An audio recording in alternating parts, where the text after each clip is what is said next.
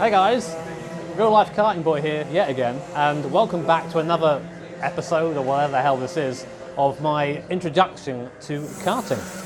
So of course this series is in partnership with Club 100. You can find details about the series that I'm running and other series down below in the description. Their website's down there. Go check it out if you're interested in getting involved yourself. So this time out we are at Red Lodge, a circuit that I've not driven before, and that is going to be a big factor today because usually we get a practice day on the Friday. Today we didn't get that, or yesterday we didn't get that, so my first time on the circuit is going to be qualifying. So it's going to be a bit of a, basically in at the deep end straight away. So you might notice that I'm not with Steve today. That's because Steve is actually running an Enduro series and I'm not today. I'm taking part in a different series running on the same day called Sprint 60. Now Sprint 60 is two 30-minute sprint races, and this is going to be helpful for me because I find that in the Enduro races I tend to get either pushed to the back quite quickly or I make a mistake and go off. So I think the good thing about the Sprint 60 is I'm going to get more chance to actually fight with people and learn the racecraft a bit more. Karting's a bit more aggressive than sim racing, so I have to try and get my mind in a different place, and I think this series is going to help that a bit. So as I said, racing in Sprint 60, and that's split into a couple of different classes. You've got your, I think, heavyweight, medium weight maybe, and lightweight. Jake Deal was very flattering and put me into the lightweight class. However, I am a couple of kilos overweight for the minimum weight, so I don't think it's going to matter too much with my pace. It's more about just trying to get to learn the circuit so far, but I am, I think, about 5 or 6 kilos over the minimum weight, so maybe I need to chop off an arm or something before we get in the car. So from what I've seen so far, Red Lodge is a really technical circuit. Steve described it to me as basically the opposite of clay pigeon, which isn't really great for me because I wasn't very good at clay pigeon, and now we're coming to a circuit which is even more technical. It should be a lot of fun though. A lot of late apex corners. I actually watched some of Steve's old onboard footage, so I think my plan for qualifying and practice is to just find someone, follow them, and try and get a hang of the track as quick as I can. And on that note, I did mention there are 2 sprint races, and the first sprint race for me I think is going to be a little bit of a write-off. I'm not sure I'm going to be very competitive in that, but the second one I should have some more experience on the track and the kart at this circuit, so hopefully by then I can actually, well, be better and actually be competitive. I was told earlier on that there are 4 or 5 really quick guys that you've got no chance of touching, but there's a really big middle pack, and my goal is to try and be involved in that. Oh yes, I've also listened to your feedback, and I'm attempting a new mounting point for the GoPro on the helmet. Unfortunately, the way my helmet is designed, I can't move it up like Steve has it, so it has to be on top. Hopefully that'll give you a bit of a better view, because before you were kind of either getting just, I don't know, a lens full of penis, which is not fantastic for the video really, or just looking at the sky. So hopefully this is somewhere in between that. So under all this mess on the desk here, by the way, is my number plate. I'm the 110 for this meeting. Also my transponder, which is basically the thing that gives me the lap times, etc. Unlike the Enduro stuff, they kind of put that all on there for you, so you have to do this in between races. So this for lap time and that for obviously number. If I lose this, I've been told that JB's going to come break my legs, so I need to really keep an eye on this. This camera footage is here, I've got it in hand, all right? What can be dangerous? Yeah. Let's hope not. So as you can hear, guys going around behind us, this is currently the endurance race that I usually do at the moment. The track at the moment is actually in quite a nice condition. It was raining quite heavily overnight, but because these guys have gone out first, done all their practice and been driving around for nearly 2 hours, the track is now completely dry, which is a bonus for me because of course I really want to ideally learn this track in the dry rather than the wet. Talking of the track, I think one of the big things for me is going to be T1. T1 here is a decreasing radius left-hander, which really tightens up towards the second apex. So it's going to be a bit tricky on the first lap. Everyone's been trying to vying for position there, so I'm going to try and repeat what I did in my Enduro race last time, have a good start, but maybe not try and repeat the bit after or I spin off into a wall somewhere. But it seems I've got to go quite a long way to hit something around here, so I hope that should be all right. Okay, right, so what I need now is please, all my Sprint 60 drivers coming down here close. Endurance teams, walk away please. If you're Sprint 60 racing, come and join me. Come and join me. If you're Sprint 60 racing, come and join me. Come close, everybody. Cones and tyre walls, cones and tyres. Now listen, when we were here last, a couple of years ago, whatever, a lot of people getting upset because, you know, the circuit have their own tyre protections, okay? And they are behind the flat curbs. You're given nice flat curbs here to use. I'm giving you them, the flat curbs. That's all yours. any more than that, and the tyres are sitting on the concrete, way behind the curb, okay? So I'm giving you plenty of room. So if you're going to take even more of that curb and knock tyre walls sideways, then you are indeed looking at being penalised, okay, for cone abuse. So leave them alone. It's as simple as that. Otherwise it will end in tears for you guys at the end of each race.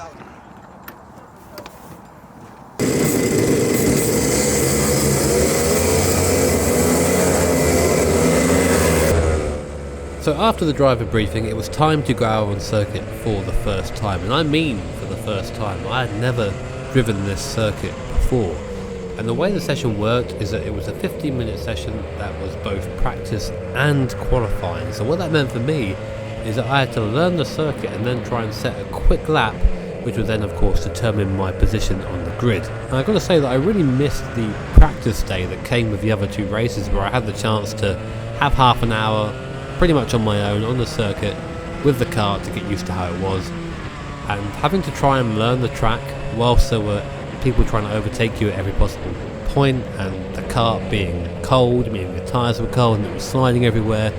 It was really damn difficult, and it took me a very long time to get any sort of confidence when driving.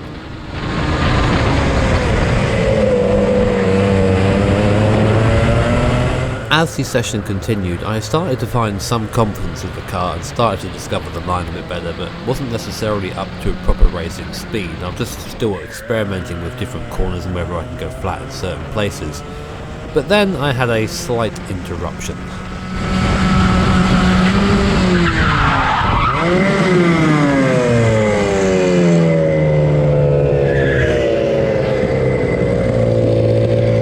So I guess this knocks something off my real life racing bucket list, and that is to have my first ever mechanical failure. It was kind of scary because one minute the car is doing everything you think it's meant to be doing, and the next minute you're facing the wrong way in the grass.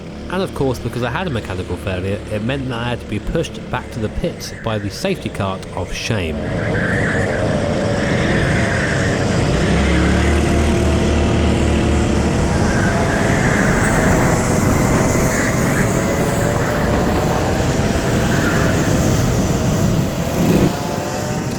Now in Club 100, when you have a failure like this, you are sent back to the pit and given a different car. So of course I jumped out of my stricken car and into a completely brand new one. There are a couple of problems with this. First of all, you are in a cold kart on a warm track, so the car is very slippy and pretty slow in a straight line until it warms up. And also I'd forgotten to move the pedals back to the mallet position, so I was having a lot of trouble reaching the brake pedal in the heavy braking zones.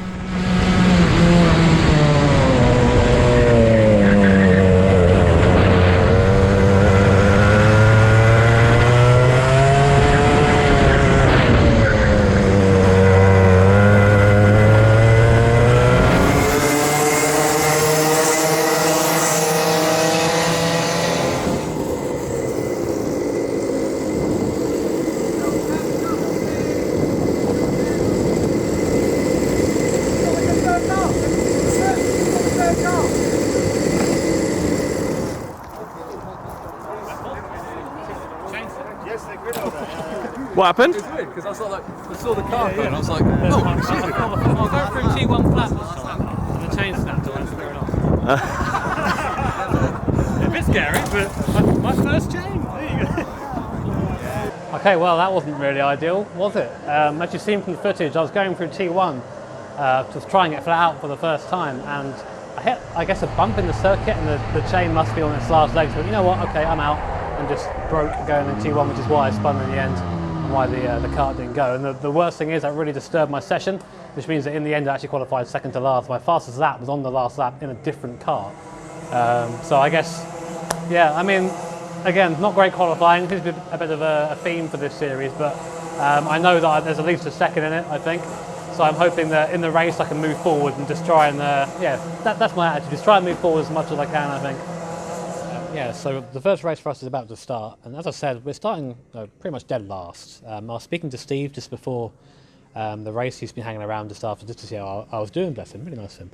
And he was basically saying to me, just keep out of trouble at T1. It's going to get really, really tight there. It's really one line. The field comes together So it's just an idea just to stay around and kind of pick off people, do it that way. I mean, as I said, we're starting second to last, so there's not really much point me diving in being a hero because, well, I'm probably going to end up spinning, aren't I?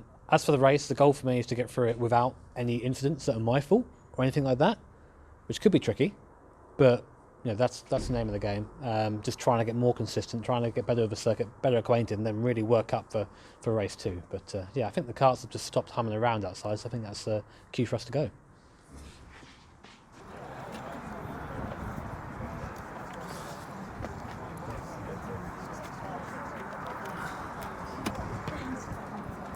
Get a shot. I fucking hate this bit. Come on.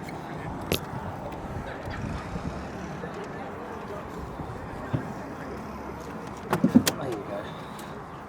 Fucking short ass legs.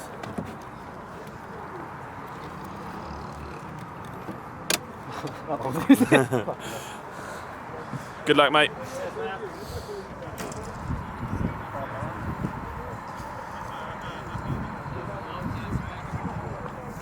So with race 1 about to begin, my goal was fairly simple, just move forward. I couldn't really qualify any worse than I had, starting second to last on the grid. And I figured that what I should try and do is try and focus on being consistent and making up places when I can, but not really putting myself in any unnecessary risk as I had in other races. I knew from Steve that T1 was going to be pretty leery, especially starting from the back of the grid. If anyone made any sort of mistake in front of me, I was likely to be caught up in it, so my goal was to just try and avoid any sort of incident in T1 and get through cleanly.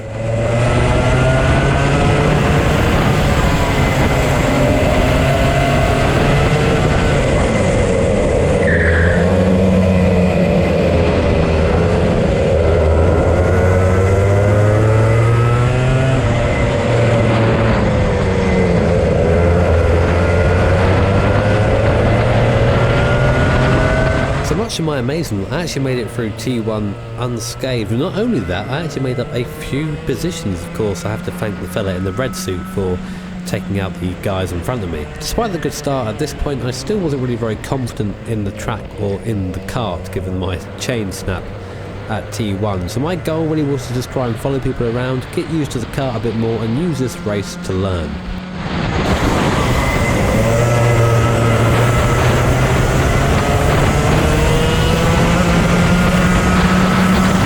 After some feedback in the last race, I made a conscious effort not to keep looking over my shoulder. I found that first of all I made more mistakes when I kept looking backwards, and also it kind of signals to the person behind you that you aren't really quite sure or confident where they are, and maybe are likely to make a mistake yourself. So I thought, you know what, eyes forward, and if people need to pass me, they will. So when the leaders passed me, I didn't expect it. They just popped straight through, nice and easy. Definitely an improvement, not looking backwards all the time.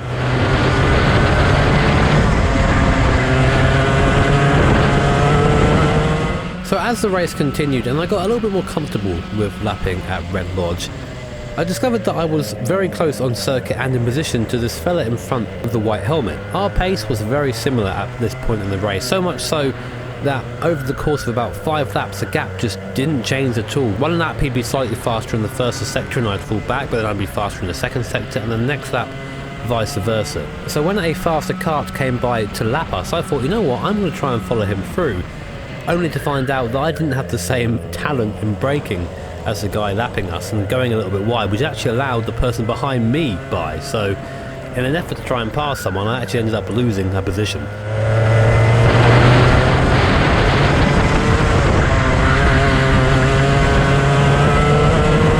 This was a little bit frustrating for me because I knew I was faster than the guy who had just passed me, and I think maybe just even a tiny bit faster than the guy I was trying to pass initially. And the last thing I wanted was to be stuck behind him as well as the race progressed, so I was determined to get back past.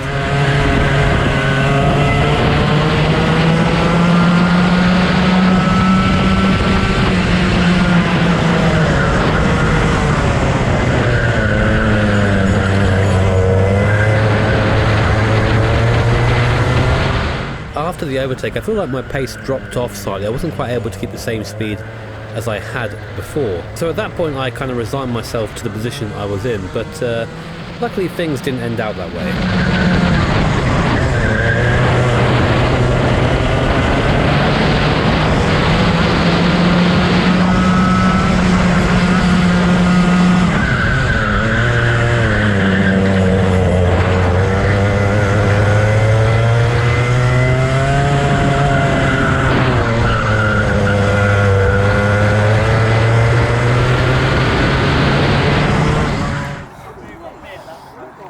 corner. I thought you'd back out of it. So I was like, I'm not going to defend. He'll back out, and then that me inside. It's good though. I was behind you for ages. That's and then good race, that yeah. second last lap or whatever, and you made 2 spaces, and I think I just backed up a little bit, let someone pass. It was good. Could have followed you through. No idea where I finished. No idea. 14th. Really? Yeah, really. Oh shit. Yeah. There you go. That's like +7. Mate, well done, man. Nice. Awesome. Safe. I got a weighted seat, so really.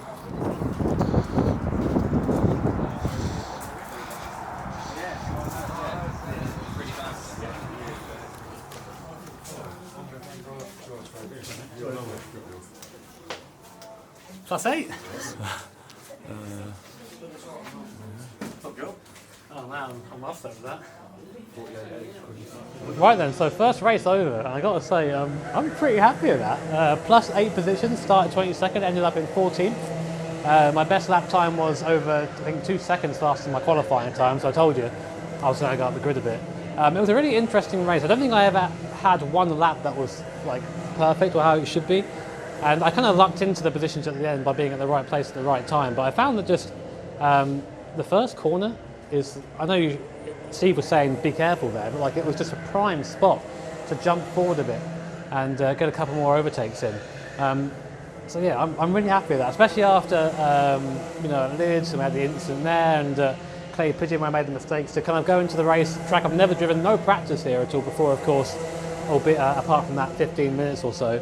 And then to gain 8 places, I'm really happy, super happy. So after a brief break between races, I got back into the car for race 2. And because I finished 14th in the first race, that meant I started 14th on the grid for the second race. Now, due to the way that Club 100 works, for the second race I had a completely new car. And while the karts in Club 100 are very similar, they do all have their quirks and features. But that aside, I was quite confident after the first race. I really wanted to try and make race 2 the quick one, the one where I really tried to do well. So with that thought in my mind, it was time for race 2.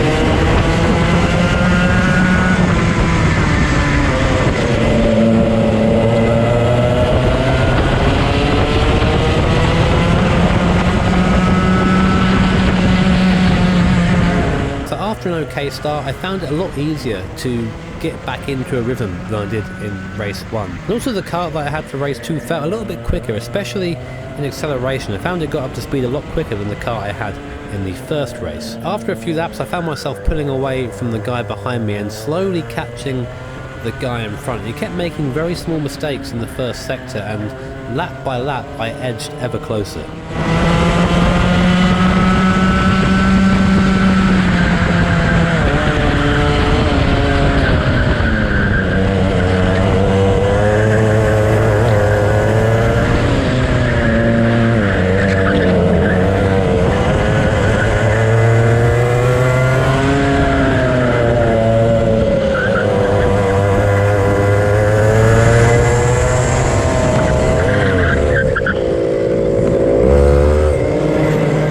The fella in front had a bad run out of the hairpin.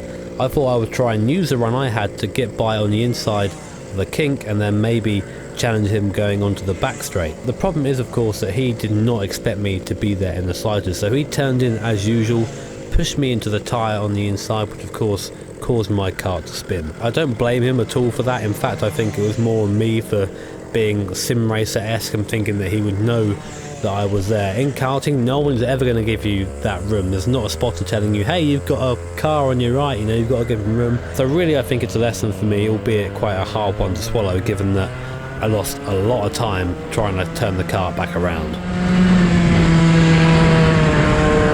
So with a decent result now being pretty much impossible for me, I decided just to focus on trying to be as quick and consistent as I can. The upside to spinning is I actually had a bit of free track in front of me, so I used that to my advantage. And much to my amazement, I saw that I was starting to catch the karts in front of me, one of those being Ryan, who'd actually finished 5th in the first race. So even my kart was a lot faster in race 2, or I had found something, and I very much like to believe it was the latter.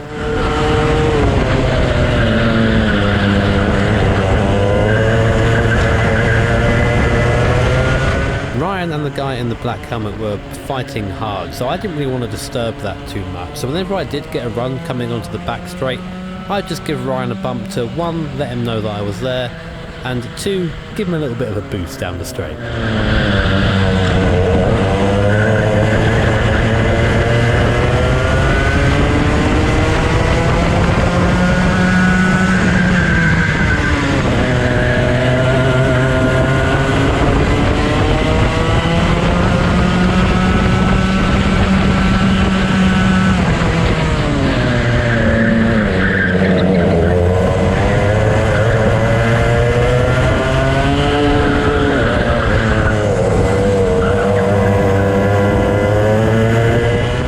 For a few more laps I followed the 2 karts in front and just watched them battle whilst trying to keep up with them. Of course I knew they were quicker than me, so staying with them was an achievement in itself. But after a while I could sense that Ryan was getting a little bit impatient.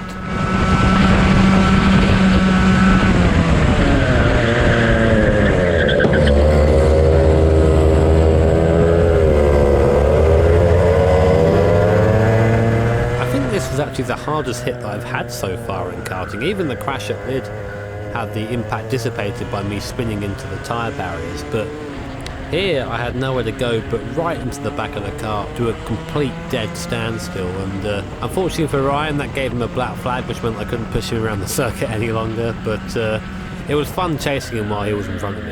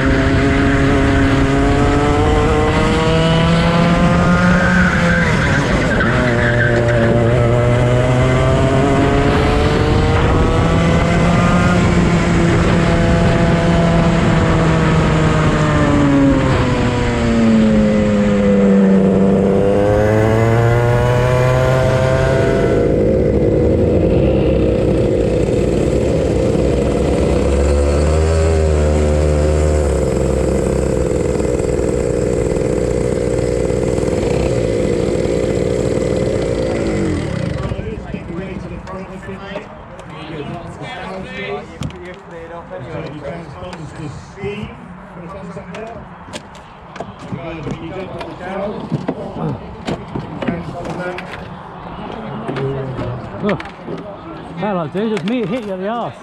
What, when I took that guy out? Yeah, That's alright, mate. I had a nightmare. I tried passing someone coming into the right kinks before the left there, and he put me in the tyre and I spun. Oh, you? So I was out after that. But I was keeping up with you afterwards. I was going to say, I thought, were you hitting me from behind? When I was trying to help you out. Yeah, I was like, I think I was just a bit bogged down on straight line speed. Yeah. I wanted you up, well, that'll be good then. Yeah, by the end of the straight, I'd just be on you basically, like every time. Anyway, we're getting told to go away. I know I see that. Okay. Unlucky, mate. It's one of those things. I think I made it was a bit of a. I'll try this out. It's a move that I think you should know better in karting, really, because he's never going to give you the room for that. Unfortunately, it's clipped the tyre and it sent me round. That's the race over. But after that, I'm really happy with the pace. I mean, keeping that Orion after the crash. He was 5th in the first race, so the pace was there, as it seems to be, but unfortunately, just not this time. Drivers, make your way to pit lane. Did you win? So, we're going to have everybody gathering around. It's Mr. Greg Barnard.